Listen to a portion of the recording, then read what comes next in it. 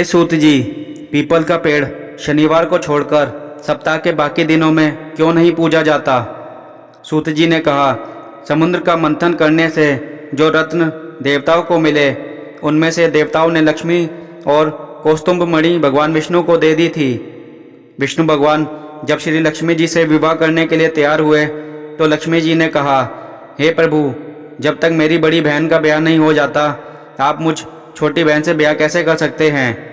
इसलिए आप पहले मेरी बड़ी बहन का ब्याह करा दीजिए, बाद में मुझसे ब्याह कीजिए, क्योंकि यह प्राचीन नियम है। सूत जी बोले, लक्ष्मी जी के ऐसे वचन सुनकर भगवान विष्णु ने लक्ष्मी जी की बड़ी बहन का विवाह उद्दालक ऋषि के साथ कर दिया। लक्ष्मी बड़ी कुरूप थी, बड़ा मुख, चमकते हुए दांत, वृद्धा के समान शरीर, बड़े बड़े नेत्र और रूखे बाल। महर्षि उद्दालक भगवान विष्णु के आग्रह पर उससे ब्याह कर उसे वेद मंत्रों की ध्वनि से गुंजाते हुए अपने आश्रम में ले आए। वेद ध्वनि से गुंजित हवन के पवित्र धुएं से सुगंधित उस मनोहर ऋषि आश्रम को देखकर वह बहुत दुखी हुई।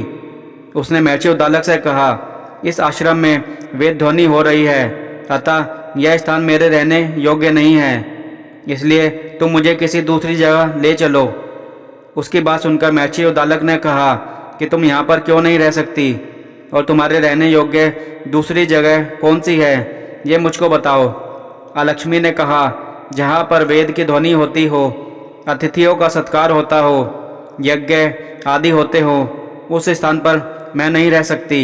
जहाँ पर पति पत्नी में आपस में प्यार हो, पितरों के निमित्त यज्ञ होते हो, देवताओं का पूजन होता हो, वहाँ पर मैं नहीं रह सकती। जहाँ पर दिन रात पति पत्नी लड़ते हो और जहाँ से अतिथि लोग सदा निराश लौटते हो, जहाँ पर पूज्य वृद्धों, सत्य पुरुषों तथा मित्रों का अनादर होता हो, और जहाँ दुराचारी, चोर, परस्त्रीगामी प्राणी रहते हैं, जहाँ पर गौ का वध, मद्यपान, ब्रह्महत्या आदि पाप होते हैं, वहाँ पर मैं प्रसन्नतापूर्वक निवास करती हूँ। सूत जी ने कहा। इस प्रकार लक्ष्मी के वचन सुनकर उद्दालक का मन मलिन हो गया। वह इस बात को सुनकर चुप रह गए। थोड़ी देर तक चुप रहने के बाद उन्होंने कहा कि अच्छा, तुम्हारे लिए ऐसा ही स्थान खोजूंगा, अतः मैं जब तक तुम्हारे लिए ऐसा स्थान ढूंढ कर न आऊँ, तब तक तुम इसी पीपल के नीचे चुपचाप बैठी रहो। सूत जी ने कहा। महर्षि उद्दालक उसे पीपल के नीचे बिठाकर उसके रहने योग्य जगह ढूंढने के लिए चले गए, लेकिन जब वह बहुत समय तक प्रतीक्षा करने पर भी नहीं लौटे तो लक्ष्मी रोने लगी। उसका बुरी तरह से रोना लक्ष्मी जी ने बैकुंठ में भी सुना तो वह व्याकुल हो गई। उन्होंने दुखी होकर भगवान विष्णु से कहा, हे प्रभु, मेरी बड़ी बहन लक्ष्मी पति के त्याग देने से अत्यंत दुखी हो गई है। हे नाथ, यदि मैं आपकी प्रिय पत्नी हूँ तो आप उसे आश्वासन देने के लिए उसके पास चलिए। पत्नी की प्रार्थना सुनकर कृपा सिंधु भगवान लक्ष्मी जी को साथ लेकर उस पीपल के पास गए जहाँ पर वह बैठी रो रही थी। उसको आश्वासन देते हुए भगवान विष्णु ने कहा, हे लक्ष्मी, इसी पीपल की जड़ में तुम सदा के लिए निवास करो, क्योंकि मेरे ही अंश से इसकी उत्पत्ति हुई है और इसमें मेरा निवास रहता है। प्रतिवर्ष गृहस्थ लोग तुम्हारा पूजन करेंगे और उन्हीं के घर में तुम्हारी छोटी बहन निवास करेगी। स्त्रियों को विविध प्रकार के उपहारों से तुम्हारी पूजा करनी चाहिए। मनुष्यों को चाहिए कि वह पुष्प, धूप, दीप, गंध आदि से तुम्हारी पूजा करे, तभी लक्ष्मी जी उन पर प्रसन्न होगी। सूत जी ने कहा, भगवान कृष्ण, सत्यभामा तथा पृथु और नारद का संवाद तुमको सुना दिया, जिसके सुनने से ही मनुष्य के सब पाप नष्ट हो जाते हैं और उसे बैकुंठ की प्राप्ति होती है।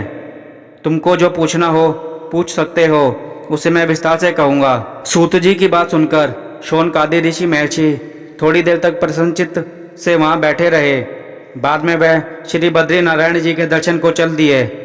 जो प्राणी इस कथा को सुनता है और दूसरों को सुनाता है, वह संसार में संपूर्ण सुखों को प्राप्त करता है। इतनी कथा सुनकर ऋषिवर कहने लगे, हे सूत जी, अब हम आपसे तुलसी के विवाह की विधि पूछना चाहते हैं, सो कृपया करके वर्णन कीजिए। ऋषिवरों का यह वाक्य सुनकर आनंद में मग्न हुए श्री सूत जी कहने लगे कि हे मुनीश्वरों, अब मैं आपके सामने तुलसी जी के विवाह की विधि का वर्णन करता हूँ, इसलिए आप सावधान होकर सुनने का कष्ट करें। जब उत्तरायण रवि हो गुरु शुक्र का उदय हो, विवाह के नक्षत्र हो और विशेषकर पूर्णिमा हो अथवा कार्तिक का महीना हो व भीष्म पंचक हो, तब तुलसी वन में व अपने घर में सुंदर मंडप और उत्तम हवन कुंड के सहित मनोहर वेदी की रचना करता हुआ ऋत्विज ब्राह्मणों को, जो विद्वान और राग देश आदि से रहित हो, निमंत्रित करे और गृह यज्ञ आरंभ करता हुआ मातृकाओं का पूजन करे। हे मुनीश्वरों, ऋत्विजों से उपस्थित हो जाने पर पहले नंदी मुख श्राद्ध करें, तत्पश्चात भगवान शालिग्राम बनाकर उनका विधि विधान से पूजन सामग्री से पूजा करें, बांदी की तुलसी को उनके समर्पण करें। इस प्रकार विवाह विधि से तुलसी जी का पारिग्रहण करने के बाद विधि पूर्वक होम करें। इसके बाद सप्तनिक यजमान भाई बंधु और सेवकों के साथ चारों ऋत्विजों के सहित विष्णु भगवान की प्रेम प्रदक्षिणा करता हुआ शांति पाठ और मंगल गान के साथ साथ आदि बाजे भी बजवाने चाहिए। हे मुनीश्वरों, ऐसा हो जाने के बाद यजमान को गोदान और शय्यादान करना चाहिए। ऋत्विजों को दक्षिणा देकर विप्र भोज और जाति भोज करना चाहिए। यह सुनाकर सूत जी कहने लगे, हे मुनीश्वरों, इस प्रकार जो मनुष्य श्रद्धा भक्ति युक्त होकर सत्य, शांति और संतोष को धारण करता है, विष्णु भगवान को तुलसी दल समर्पण करता है, वह समस्त पापों से रहित होकर संसार के सुखों को प्राप्त करता हुआ अंत में विष्णु लोक को प्राप्त होता है। इसमें संशय नहीं है। हे मुनीश्वरों, जिस प्रकार से तुलसी जी के विवाह की विधि बताई गई है, उसी प्रकार आंवला, शमी और पीपल के विवाह की विधि समझनी चाहिए। कार्तिक माता में सुनने के लिए धन्यवाद।